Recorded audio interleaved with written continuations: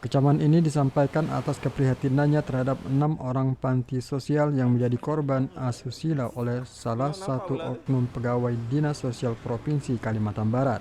Ketua KPAD Kota Pontianak, Nia Nurniati, mengungkapkan jika berdasarkan Undang-Undang Perlindungan Anak Nomor 35 Tahun 2014 tentang perubahan atas Undang-Undang Nomor 23 Tahun 2002 tentang Perlindungan Anak, seharusnya pelaku asusila terhadap anak diberikan sanksi hukum 15 tahun penjara, ditambah sepertiga jika pelakunya orang terdekat. Nia berharap pemerintah Provinsi Kalimantan Barat segera mengambil langkah tegas terhadap kasus asusila yang dilakukan oleh oknum satu pegawai di Dinas Sosial Provinsi Kalimantan Barat.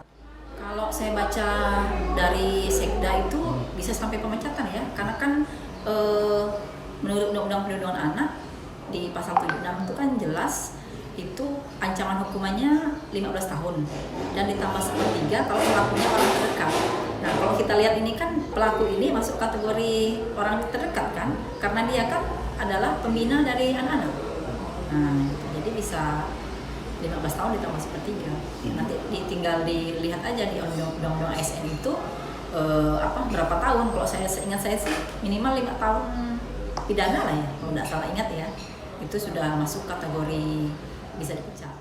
Sementara itu, anggota DPRD Provinsi Kalimantan Barat Heri Mustamin menyampaikan keprihatinannya terhadap kasus tersebut. Menurut Heri, seharusnya ASN memberikan contoh yang baik terhadap masyarakat. Dirinya menegaskan bahwa pelaku tindakan tidak bermoral itu harus diberikan sanksi tegas. Beginilah, ini kan soal moral ya. Soal moral ini saya pikir ya kalau menurut saya kalau PNS itu kan sudah pasti orang yang berpendidikan.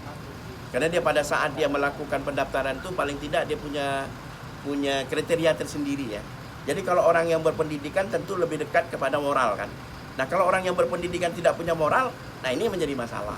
Nah tentu kita harapkan dalam konteks ini apabila memang terjadi di kalangan ASN, tentu paling tidak OPD di mana dia bekerja itu harus benar-benar bisa mengawasi dan mengambil tindakan dan langkah-langkah. Dan yang lebih penting lagi tentu karena dampak daripada perbuatan ini kan akan menimbulkan trauma ya. Tentu kepada korbannya juga ya kalau dalam hal ini misalnya OPD atau OPD yang ada di gubernur, bahkan Pak Gubernurnya sendiri pun harusnya turun tangan. Ya bukan hanya itu, selain dari penegakan hukum yang lain. Karena penegakan hukum kan sudah punya sistem dan mekanisme tersendiri. Hingga sejauh ini informasi yang dihimpun bahwa korban asusila yang dilakukan oleh satu oknum pegawai di lingkungan Dinas Sosial Provinsi Kalimantan Barat sebanyak 6 orang masih mengalami trauma. Bahkan menurut informasi dari Komisi Perlindungan Anak Daerah Kota Pontianak, ada kemungkinan jumlah korban bertambah menjadi 7 orang. Oleh karenanya, dirinya meminta kepada semua pihak untuk mendukung dan mengawasi agar kejadian ini tidak terulang kembali.